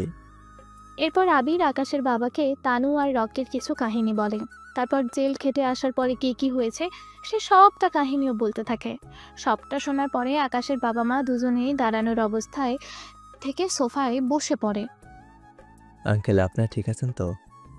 তুমি কি সত্যি বলছো? আমি মিথ্যে কেন বলবো? আমার ছেলে কোথায় এখন? যেখানে আছে ভালো আছে, তবে আপনারই সাথে থেকে। আপনার ভাই সবসময় আপনার ক্ষতি করার চেষ্টা করে চলেছে। রাজীব, তুই আমার সাথে এরকমটা করতে পারলি? ভাইয়া, তুমি এসব কি করছো? একটা ছেলে এসে ওই ছেলেটাকে আকাশ বলে দাবি করলো আর তুমি সেটা মেনে নিলে। তার সাথে আমি ওকে এই বাসা থেকে বের করে দিয়েছিলাম, এটা আবার তুমি বিশ্বাসও করে নিয়েছো? কিন্তু ও যে বলল। কে কি বলল তা শুনে কাজ নেই তোমার। এই নিন আপনার ছেলের কার্ড, আর এটা আমার বাসার ঠিকানা। যদি কখনো সময় পান তাহলে এসে দেখা করে যাবেন। তবে আকাশ এখন অনেক অসুস্থ, আমার বোন ওর সেবা যত্ন করতেছে। আসলে আমার বিয়ে হয়ে যাওয়ার পরই ওরা বিয়ে করবে, সেজন্য আমার জন্য ওরা মেয়ে দেখতেছে। আচ্ছা আঙ্কেল, চলি আমি। এই বলে আবির ওখান থেকে চলে আসে। অন্যদিকে আকাশের বাবা মা দুজনেই বেরিয়ে পড়ে আবিরের সাথে। কিছুক্ষণ পরে ওনারা আবিরের বাসায় আসে। ওখানে বাকি সবাই ছিল। ওনাদের সাথে কথা বলে আকাশের রুমে ওনারা এসে দেখে আকাশ ঘুমাচ্ছে আর পাশে একটা মেয়ে বিছানায় মাথা রেখে ঘুমিয়ে পড়ে। ওই মেয়েটা? ওটা আমার বোন। আসলে সারাক্ষণ আকাশের সাথে একজন থাকতে হয়, কখন আকাশের কি প্রয়োজন হয় তা তো বলা যায় না। আমি কি আকাশকে আমার বাসায় নিয়ে যেতে পারি? দেখুন আন্টি, এরকম অবস্থায় না নিয়ে যাওয়াই ভালো হবে বলে আমি মনে করি। আপনারা চাইলে এখানে এসে দেখা করে যেতে পারেন। তাহলে আমরা বরং অপেক্ষা করি। কিন্তু এখন তো সন্ধে হয়ে আসতেছে। তাহলে আপনারা বরং কাল সকাল 10টার দিকে আসলেই হবে। ঠিক আছে, তাই করব। ওনারা নিচে এসে ইরার বাবা মাকে দেখতে পায়। আমার উপরে আমি অনেক কৃতজ্ঞ থাকব, আপনারা আমার ছেলেটাকে বাঁচিয়েছেন। এভাবে বলবেন না, আপনি আগে আপনার পরিবার ঠিক করেন। দেখুন, আমি চাইলে আকাশকে আমার বাসায় ঘরজামাই করেও রাখতে পারবো, কিন্তু আকাশ নিজে কয়েক মিলিয়নের মালিক, সেই জন্য ওকে যে আমি রাখবো সেটা ওর সম্মানে লাগবে। আপনি তাহলে আপনার ভাইয়ের সাথে কথাগুলো বলে দেখেন। আমি তো আজকেই ওকে বাসা থেকে বের করে দিব। আপনার ভাইকে বাসা থেকে বের করে দিয়ে বাসার সিকিউরিটি ব্যবস্থা করবেন, নয়তো দেখবেন আপনাদের উপর যে কোনো মুহূর্তে আবার আক্রমণ করে বসবে। সে সুযোগ আমি ওকে দিব না। এই বলে ওনারা বাসায় এসে রাজীব আর ওনার মেয়েকে বাসা থেকে বের করে দেয়। এতে রাজীবের সম্মানে অনেক লাগে। রাজীব তো অনেকটা হুমকিও দেয়, হুমকি দিয়ে বাসা থেকে বের হয়ে আসে। পরের দিন আকাশের বাবা মা আসে আবিরদের বাসায়, তবে ওনারা এসে দেখে কিছু ওয়েটার এখানে এসেছে। ম্যাম, এই নিন 15 দিনের ইনকাম। এগুলো আমাকে না দিয়ে আকাশকে দাও। স্যার তো এখন কোনো কিছুই বুঝবে না ঠিক মতো। আচ্ছা তোমরা যাও, তোমাদের বেতন। স্যার সুস্থ হয়ে আগে হোটেলে ফিরে আসুক, তারপর না হয় আমাদের বেতন উনি দিতে পারবে। ঠিক আছে, তোমরা তাহলে যাও, আকাশ উঠলে আমি বলে দিব। ঠিক আছে ম্যাম, তাই করুন। এইদিকে ওয়েটারগুলো চলে যায়। ওরা যাওয়ার একটু পরেই আকাশের বাবা মা রুমে এসে ডলারগুলো দেখে ইরাকে জিজ্ঞেস করে। ইরা ওনাদের সবটা বলে, তারপর ডলারগুলো ইরা আলমারিতে রেখে দেয়। কিছুক্ষণ পরে আকাশের ঘুম ভেঙে যাওয়ার পরে ওর বাবা মাকে দেখতে পারবে, তা কল্পনাও করতে পারেনি। ওনাদের দিকে তাকিয়ে চোখ থেকে পানি পড়তে থাকে। ওনারা দুজনেই এসে আকাশকে জড়িয়ে ধরে কান্না করতে থাকে। আন্টি, এতটা শক্ত করে ধরলে ও যে ব্যথা পাবে। ইরার কথা শুনে ওনারা ছেড়ে দেয়। তারপর আকাশ ওর বাবা মার সাথে কথা বলতে থাকে। আজকে আকাশের মা ওকে খাইয়ে দিতে থাকে। ইরা পাশেই ছিল। 15 বছর পরেই নিজের মায়ের হাতে খাচ্ছে, এর চেয়ে আনন্দ আর কি হতে পারে। খাওয়ানো শেষ হলে আঙ্কেল আন্টি আপনারা বাইরে যান, আমি ওকে গোসলটা করিয়ে নিই। ঠিক আছে, আমরা নিচে অপেক্ষা করতেছি। আকাশ, তোমার হোটেল থেকে লোক এসে ডলার দিয়ে গেল, বলেছে তোমাকে যেন ডলারগুলো দেই। আমি আলমারিতে রেখে দিয়েছি। তোমার ব্যাংক অ্যাকাউন্ট তো আমি জানি না, নয়তো অ্যাকাউন্টে জমা দিয়ে দিতাম। তোমার কাছেই রাখো, পরে আমি ব্যাংকে নিয়ে যাব। কিছুক্ষণ পরে আকাশকে গোসল করিয়ে সবটা চেঞ্জ করিয়ে দেয়। পরে আবারও আকাশের বাবা মা এসে কথা বলতে থাকে। দুপুরে গড়িয়ে বিকেল হয়ে যায়। আকাশ, তুমি তাহলে সুস্থ হলেই আমাদের বাসায় চলে আসিও। আমি যেখানে এখন থাকি ওটা বিক্রি করে দিয়ে তাহলে চলে আসবো। ঠিক আছে। এদিকে দেখতে দেখতে দিন যেতে থাকে। এদিকে আকাশও সুস্থ হতে থাকে। 10 দিন পরেই আবিরের জন্য ওনারা মেয়ে দেখা ও শেষ করে ফেলে। আকাশ এখন সুস্থ হওয়ায় আবিরের বিয়ে ওনারা ঠিক করে। সেখানে আকাশের বাবা মাও আসে। বিয়ের অনুষ্ঠান শেষ হয় তখন ইরার বাবা মা, আবিরের তো বিয়ে হয়ে গেল, এখন আপনি যদি রাজি থাকেন তাহলে এবার আমি ইরার সাথে আকাশের বিয়েটা দিয়ে দিতে চাই। বিয়েতে আমার কোনো আপত্তি নেই। তা ওরা যদি এখনই বিয়ে করতে রাজি হয় তাহলে তো ভালো। যদি ওরা আরও কয়েকটা দিন পরে বিয়ে করতে চায় তাও ওদের ইচ্ছে। আচ্ছা, আমি ইরাকে ডেকে আনতেছি। ইরার বাবা ইরাকে ডেকে আনে, অন্যদিকে আকাশকেও ডেকে আনে। ওরা আসার পরে, আচ্ছা তোমরা দুজন কবে বিয়ে করতে চাও তা আমাদের বলো, আমরা তাহলে সে অনুযায়ী তোমাদের বিয়ে ঠিক করব। আব্বু, সবেমাত্র ভাইয়ের বিয়ে হলো, আগে নতুন ভাবির সাথে গল্প করি, ওনার হাতে রান্না খাই, তারপর না হয় বিয়ে করব। এই ধরুন 7 দিন পরে আমাদের বিয়ের তারিখ ঠিক করলেই হবে। আকাশ, তুমি কি বলো? তুমি যখন বলছো তখন আমার কোনো কিছু বলার নেই আর। ঠিক আছে, তাহলে 7 দিন পরেই বিয়ে ঠিক করে রাখি। তবে রাজীব আর ঈশা কিন্তু আপনাদের ক্ষতি করার জন্য বারবার চেষ্টা করে যাবে, সেজন্য ওই বিষয়ে একটু খেয়াল রাখতে হবে। আমি সেসব বিষয়ে ঠিকই খেয়াল রাখতেছি। এদিকে আকাশ ওর পরিবারকে নিয়ে চলে আসে ওদের বাসায়। এতদিন আকাশ যেখানে থাকতো ওই বাসাটা বিক্রি করে দেয়। বিক্রি করে চলে আসে ওখান থেকে নিজ বাড়িতে। অন্যদিকে, আবু আবু, কি হয়েছে ঈশা? আবিরের তো বিয়ে হয়ে গেছে। কি বলিস? তুই কিভাবে জানলি? আমাকে আমার একটা ফ্রেন্ড এই ব্যাপারে বলেছে। এখন তাহলে কি করবি? আমি প্রথমেই ওই মেয়েকে মেরে ফেলবো, তারপর আবিরকে বলবো আমাকে বিয়ে করার জন্য। যদি রাজি হয় তাহলে তো ভালো, আর না হলে ওকেও মেরে ফেলবো। ঠিক আছে, দেখ কি করা যায়। পরের দিন আকাশ বাকি সবাইকে নিয়ে ওর হোটেলে আসে। সেখানে এরার পুরো পরিবার, সাথে আকাশের পরিবারও আসে। হোটেল দেখে বাকিরা তো অবাক হয়ে যায়, কেননা এত বড় একটা হোটেল আকাশ বানাতে পারবে তা ওনারা ভাবতেও পারেনি। আকাশ, এত বড় হোটেল তোর?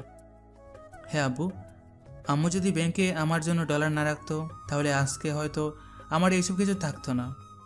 আমি আগেই বুঝতে পেরেছিলাম তোর সাথে আবারও খারাপ কিছু হতে যাবে, সেই জন্য আমি আগেই এই ব্যবস্থা করে রেখেছি। তা ইরা, দাঁড়িয়ে আছিস কেন? তুই তো সবটা চিনিস এই হোটেলের। আব্বু, আমি নিজেও এই হোটেলের ভিতরে কখনো আসিনি। কি বলিস? ও ঠিকই বলছে, সেজন্য আমি চাই আমাদের বিয়ের পর অনুষ্ঠান এই হোটেলই হবে। তাহলে তো ভালো হবে, এতে বাকি সবাই জানতে পারবে কিভাবে তোমার এই হোটেল বিয়ের অনুষ্ঠানও করে নিতে পারে। চলুন তাহলে আমরা ভিতরে আসি। এরপর ওনারা ভেতরে আসে। আকাশ ওনাদের নিয়ে একটা রুমে আসে, যে রুমটা এখানকার সবচেয়ে দামি রুমের মধ্যে একটা। ওখানে ওদের খাবার দেওয়ার জন্য 5 জন ওয়েটারকে রাখা হয়েছে। এরপর খাবার অর্ডার দেওয়া হলে একে একে সব ওয়েটার আসতে থাকে খাবার নিয়ে। দেখো, তোমাদের ভয়ের কিছু নেই। ওনারা আমার পরিবার বলে তোমাদের মনে একটু ভয় আছে, বুঝতে পারছি আমি। তবে চিন্তা করো না, তোমরা রিল্যাক্সভাবে কাজ করো। জি স্যার। ওরা খাবার দিতে থাকে। খাবার খাওয়া শেষ হলে এরা ওদের 5 জনকে কিছু ডলার বকশিস দেয়, কিন্তু ওরা তা নেয়নি, সেজন্য এরাও তেমন কিছু আর বলেনি। কিছুক্ষণ পরে ওরা খেয়ে বেরিয়ে পড়ে। তুমি আসবে কি? আমি তো প্রায় 1 মাস হলো হোটেলে এসেছি, এখানে কিছু হিসাবের কাজ আছে। তার উপর তুমি তো বুঝতেই পারছো আমাদের বিয়ের অনুষ্ঠানও এখানেই করব, সেজন্য ওদের সাথে এই নিয়ে আলোচনা করতে হবে। ঠিক আছে, গেলাম তাহলে আমরা। যাও, সাবধানে। ওনারা তো চলে যায়। এরপর আকাশ ওর কেবিনে এসে ওয়েটারদের সাথে কথা বলতে থাকে। এতগুলো দিন কিভাবে কি করেছে, কতটুকু কোন পর্যন্ত করতে পেরেছে, এই সব কিছু নিয়ে আলোচনা করতে থাকে। ওদের সাথে কথা বলে এই পুরো হোটেলকে সাজানোর ব্যবস্থা করতে থাকে। স্যার, আমরা ঠিক কতজনের আয়োজন করব? এই ধরো 150 জনের মতো করলেই হবে। কেননা আমার পরিবারে বাবা, মা, আমি আর বাবার কিছু বিজনেস পার্টনার, আর বাকিটা আমার শ্বশুরবাড়ির লোকজন। এই বিয়েতে তোমাদের সবাইকে বোনাস দেওয়া হবে। এর বাইরে বিয়ের আয়োজন শেষে যত খাবার থাকবে সেসব খাবার তোমরা নিজেদের পরিবারের জন্য নিয়ে যেতে পারবে। আবার এটা ভেবো না যে কোনো খাবার থাকবে না, আসলে মেহমান হবে 70-80 জনের মতো। বাকি যে খাবার বাড়তি রান্না হবে সেসব খাবারই তোমরা নিয়ে যেতে পারবে। আকাশের মুখে এমন সব কথা শুনে ওরা তো কান্না করার মতো অবস্থায়। দেখো, তোমরা আছো বলেই তো আমি আছি, যদি তোমরা না থাকতে তাহলে তো আমারও তো কিছু হতো না। ঠিক আছে স্যার।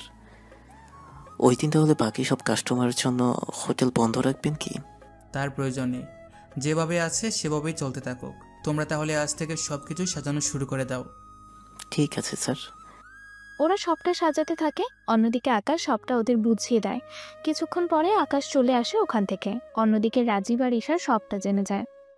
তুমি দেখছো আপু, ওই আকাশের বাচ্চা কি করতেছে? সবকিছু তো শুনলাম। একটা কাজ করলে কেমন হয়? কি কাজ? কাজটা হচ্ছে, আমি যদি ইরার জায়গা নিয়ে আকাশকে বিয়ে করে ফেলি। কি বলিস? তা কিভাবে সম্ভব হবে? চাইলেই কিন্তু সম্ভব। কিন্তু কিভাবে? এরপর ঈশা ওর বাবাকে কিছু প্ল্যান বলতে থাকে। সবটা শোনার পরে এবার দেখি প্ল্যান অনুযায়ী কাজ হয় কিনা। সেজন্য ওরা নিজেদের মধ্যে সবটা ঠিক করতে থাকে। অন্যদিকে আকাশ বিয়ে শপিং করতে থাকে। একটা পর্যায়ে যা যা কেনার দরকার সব কিছু কিনে নেয়। 3 দিন পরে ওদের বিয়ে, সেজন্য আকাশ সব কিছু নিয়ে হোটেলে চলে আসে। কেননা বিয়ে হোটেলে হবে, সেজন্য নিয়ে আসে সব কিছু। আকাশের সাথে সাথে ইরাও আসে ওখানে। তুমি কেন আসতে গেলে? বিয়ে যখন এখানে হবে তখন আর লেট করব কেন? তুমি তাহলে সাজতে থাকো। ঠিক আছে। এদিকে মেহমান আসতে থাকে। অন্যদিকে রাজীব আর ঈশা গেস্ট সেজে হোটেলের ভেতরে চলে আসে। ওদের কেউ চিনতে পারেনি, সেজন্য ওরা ছদ্মবেশ ধারণ করে নিয়েছে। একটু পরে ওরা ভেতরে এসে সবটা দেখতে থাকে, কিভাবে কি করবে না করবে। আবারও সব প্ল্যান করতে থাকে। প্ল্যান করে এরা রুমের দিকে যেতে থাকে। ঠিক তখনই ওখানে আকাশ এসে পড়ে। সেজন্য ওরা সামনের দিকে যাবে, সেই সাহস আর পাচ্ছে না। কেননা হোটেল তো আকাশে, সেজন্য সবাই আকাশের কথাই মানবে, যা ওরা অনেক ভালোভাবেই জানে। কিছুক্ষণ পরে আকাশ ইরার রুম থেকে বের হয়। সেই সুযোগে ওরা ভেতরে ঢুকতে যায়। তখন দেখতে পায় ওই রুমে আরও কিছু মেয়ে ছিল। এতগুলো মেয়ের মাঝখান থেকে ইরাকে উঠিয়ে আনা যে সম্ভব না কোনোভাবেই। তার উপর এখানে একসাথে 5টা মেয়েকে সাজাচ্ছে, কারণ এখানে ইরার ভাবি আরও 3 জন মেয়ে আছে, যারা সবাই একসাথে সাজতে থাকে। সেজন্য ওরা নিজেরাও জানে না ওরা ঠিক কী করবে। তাও সবটা বোঝার চেষ্টা করতে থাকে, কিন্তু সে ঘুরে ফিরে ওরা ব্যর্থ হয়। সেজন্য আপু, কিভাবে বুঝবো এখানে ইরা কোনটা? তা আমি কি করে বলবো? মুখের এমন অবস্থা, কোনোভাবেই তো বোঝার উপায় নেই। চলো এখন এখান থেকে আমরা অন্য কোনো জায়গায় যাই। যখন ঈদের কাজ শেষ হবে তখনই বাকিটা দেখে নিব। এদিকে ওরা তো বের হয়, অন্যদিকে আকাশ ওর রুমে বসে বসে সবটা দেখতে থাকে। মানে ঈশা আর রাজীব কি করতেছে তা বোঝার চেষ্টা করে যাচ্ছে, কিন্তু আকাশ কোনোভাবে বুঝতে দেয়নি আকাশ যে ওদের দেখতে পাচ্ছে। কিছুক্ষণ সময় পার হয়ে যাওয়ার পরে ঈশা, কিভাবে কি করলি বলতো? আমি নিজেই তো বুঝতে পারছি না। যেখানেই যাচ্ছি সেখানেই সব কিছু কেমন জানি হয়ে যাচ্ছে। কিছুতেই বুঝতেই পারছি না কিভাবে কি করব। এখান থেকে বের হয়ে যাবি কি? বের হয়ে এলে তো আমার বিয়েই হবে না। এটা কোনো কথা? কথা। আমার তো মনে হচ্ছে আকাশ আমাদের সব প্ল্যান জেনে গেছে, সেই জন্য ও সব কিছুই এমনভাবে তৈরি করে নিচ্ছে যেন আমরা যেখানেই যাই না কেন সব কিছু যেন গুলিয়ে ফেলি আমরা। কথাটা তো ঠিক বলছিস, কিন্তু আমাদের দেখেছে কিভাবে সেটাই তো কোনোভাবে বুঝতে পারছি না। এই যে ক্যামেরার মাধ্যমে। তাহলে চল আমরা এখান থেকে যাই। যদি কোনোভাবে আমাদের চিনে ফেলে আর টার্গেট করে ফেলে তাহলে কিন্তু আমরা সমস্যায় পড়ে যাব। তাহলে কি বিয়ে না করি আমরা বেরিয়ে পড়ব? এছাড়া কোনো উপায় নেই। দরকার হলে পরে এই নিয়ে ভাবা যাবে। এখন চল এখান থেকে যাই আমরা। ঠিক আছে, চলো তাহলে। কিছুক্ষণ পরে ওনারা দুজনেই বেরিয়ে পড়ে, কেননা ওদের ওপর আকাশ যে নজর রেখেছে তা ওরা বুঝে গিয়েছে। এদিকে গেস্টেরা আসা শুরু করতে থাকে।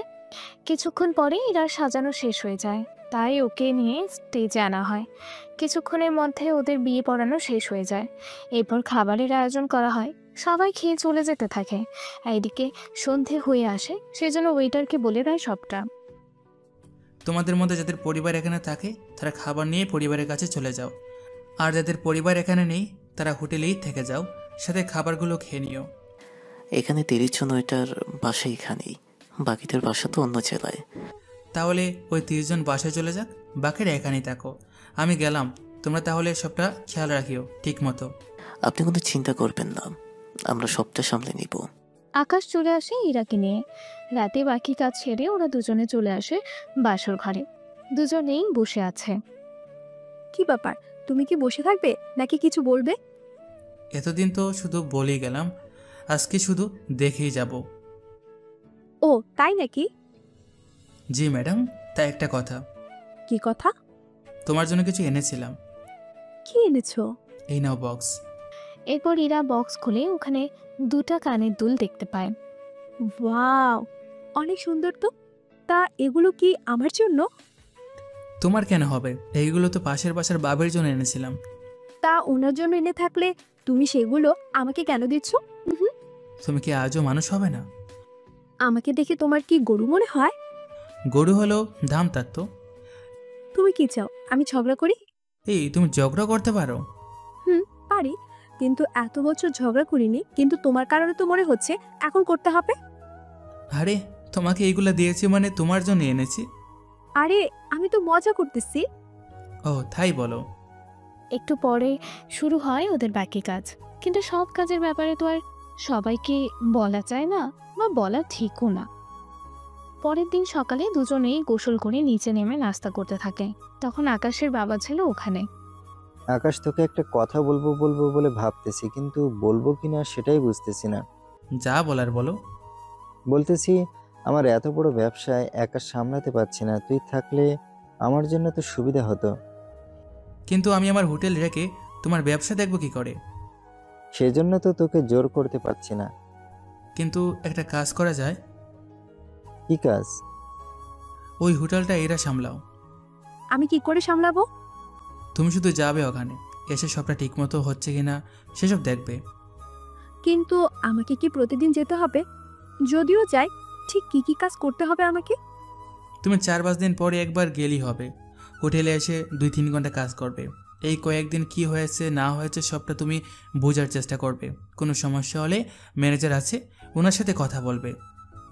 আচ্ছা, সপ্তাহে যদি 1 থেকে 2 বারই যেতে হয় সেটা তো তুমি নিজেই একা পারো, আমাকে আবার এসবের ভিতরে টানছো কেন? ইরা কিন্তু ঠিক কথাই বলেছে।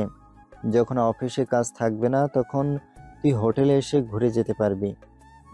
তাও করা যায়। তাহলে তাকিরা, তোমাকে কোথাও যেতে হবে না, তুমি মায়ের সাথে বাসায় থাকলেই হবে। এইটাই ভালো হবে আমার জন্য। কিন্তু বাবা, রাজীব চাচা আর ঈশা কিন্তু আমাদের ক্ষতি করার জন্য অনেক চেষ্টা করে যাচ্ছে। তুই কি শিওর? হ্যাঁ আব্বু, এবং কি ওরা বিয়েতেও এসেছিল আমাদের ক্ষতি করার জন্য। আমি সবটা ক্যামেরায় বুঝতে পেরে কিছু একটা করতে থাকি, যার জন্য তেমন কোনো কিছু ওরা করতে পারেনি। তাহলে তো ভালোই হয়। এখন তাহলে কি করবি?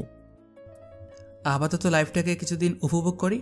তবে একটা কথা, ওরা কিন্তু আমাদের উপর অ্যাটাক করবে, সেজন্য আমাদের কিন্তু সাবধানে থাকতে হবে। ঠিক আছে, এমনিতে বাসায় সিকিউরিটি আছে, তা দিয়ে আশা করি হয়ে যাবে অনেক কিছু। ঠিক আছে। এই বলে আকাশ হোটেলে চলে আসে। ওকে এভাবে হোটেলে দেখে বাকিরা কিছুটা অবাক হয়। কি ব্যাপার স্যার, আপনি এখানে? আমি আসাতে কোনো অসুবিধা হচ্ছে নাকি? তেমন কিছু না স্যার, আসলে আপনার তো গতকালই বিয়ে হয়েছে আর আপনি আজকে এখানে, সেজন্য অবাক হয়েছি। আপনাকে ওনারা আসতে দিল কি করে? আমি এসেছি তোমাদের বোনাস দেওয়ার জন্য। এই নাও, এখানে সবার বোনাস আছে, যা সবার হাতে হাতে দিয়ে দিবে। জি স্যার, অবশ্যই দিব। এইদিকে আকাশ তেমন কোনো কথা বলেনি, ওখানে সবটা ঠিক করে চলে আসে ওখান থেকে। রাতে বাসায় ফিরে ইরার সাথে কথা বলতে বলতে ঘুমিয়ে পড়ে। এভাবে কয়েকটা দিন কেটে যায়। অন্যদিকে ঈশা এই কয়েকটা দিনে রকির সাথে আবারও হাত মিলিয়েছে। ঈশা, তুমি বিয়ে করনি, সেই জন্য আমি অবাক হচ্ছে। সেসব ছাড়ো, তোমার জন্য কিছু কাজ আছে। কি কাজ? তোমার সামনে দুটো ছবি আছে, এই দুটো ছবিতে থাকা লোকদের মেরে ফেলতে হবে। এটা তো আকাশের ছবি, আর পাশের মেয়েটাকে? এটা অন্য কারোর। তুই পারবি কি না ওদের মারতে, তা আমাকে আগে বল। এই রকি পারে না এমন কোনো কাজ নেই। আচ্ছা যাই হোক, যে কথাটা বলতে চেয়েছে। কি কথা? বিয়ে করবি আমাকে? তুই কি এতদিন বিয়ে করিসনি? না রে, বিয়ে তো করতে চেয়েছিলাম, কিন্তু মেয়ে পাচ্ছি না। তোর যে গেট আপ, এরপর অবস্থায় তো তোকে বিয়েও কেউ করতে চাইবে না। কথাটা অবশ্যই ঠিক বলেছিস, সেই জন্যই তো তোকে আমি বিয়ে করার জন্য বলেছে। আগে তোকে যে কাজটা আমি দিয়েছি সেই কাজটা ঠিকভাবে করে দেখা। তুই কোনো টেনশনই করিস না, আমি সবটা করে নিব। মনে থাকে যেন। এই বলি ঈশা ওখান থেকে চলে আসে। এদিকে রকি ওর লোকজনকে রেডি হতে পারে, কেননা ওরা আজ রাতেই অ্যাটাক করবে, সেজন্য সব প্ল্যান করে রাখে। রাতের বেলায় ওরা ঠিকই আসে ওদের বাসায়। ওখানে এসে কিছু লোক আকাশকে কেমিক্যাল গন্ধ শুকিয়ে অজ্ঞান করে ফেলে, আবার কিছু লোক আবিরের বউকে তুলে নিয়ে আসে। পরের দিন সকালে বাসার সবাই ঘুমাচ্ছে, কারণ আকাশের সাথে সাথে ওরা ইরাকেও শুকিয়েছে। তেমনি ওই বাড়িতে আবিরের বউয়ের সাথে আবিরকেও শুকিয়েছে। কিছুক্ষণ পরে ওদের ঘুম ভাঙার পরে ওরা বুঝতে পারে। কিছুক্ষণ পরে আবির ব্যাপারটা ইরাকে জানায়, আবারও ইরা আবিরকে বলে। দুজনের কথা শুনে তখন ওদের বুঝতে বাকি রইল না এই ঘটনা কে ঘটিয়েছে, সেজন্য আমার তো মনে হচ্ছে এটার সাথে ঈশা জড়িত।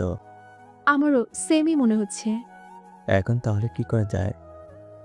ওরা কোথায় আছে, কি করতেছে, এইসব তো কোনো বিষয় আমরা জানি না। একটু অপেক্ষা করো, দেখো ওরা কোনো কন্ট্যাক্ট করে কিনা। এটার আশায় আছি আমি।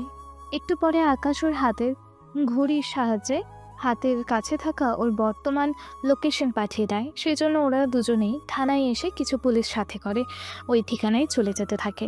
কিছুক্ষণ পরে পুলিশ এসে ওই জায়গাটায় ঘিরে রাখে। তখন আপনারা কোনো চিন্তা করবেন না, আমরা সবটা দেখে নিব। যা করার একটু তাড়াতাড়ি করবেন। জি, তাই হবে। অন্যদিকে ঈশা আর রকি বসে আছে ওদের নিয়ে, ওদের সাথে কাজীও আছে। ঈশা, কাজে কেন সাথে? তোর আর নীলাশার বিয়ে দেব। তোর কি মাথা ঠিক আছে? মাথা আমার ঠিকই আছে। তোর জন্য আবিরের সাথে আমার ঝামেলা হয়েছে, তাহলে আমি তোকে এখানে রাখবো কেন বল? তোর জন্যই তো আমাকে নতুন করে ব্যবস্থা করতে হবে। সেই জন্য তোর সাথে যদি নীলাশা বিয়ে করিয়ে দেই, তাহলে আমাদের মধ্যে আবার শত্রুতা আবার গড়ে উঠবে। এর চেয়ে বড় প্রতিশোধ আর কি হতে পারে? বা ঈশা, এটা তোমার মাথা নাকি অন্য কিছু? কিভাবে এত কিছু ভাবলে? মাঝে মাঝে ভাবনা চলে আসে। এই বলে ওদের বিয়ে দিতে যাবে, তখনই ওখানে পুলিশ চলে আসে। এসে পাশে থাকা বাকি লোকেদের ধরে নেয়।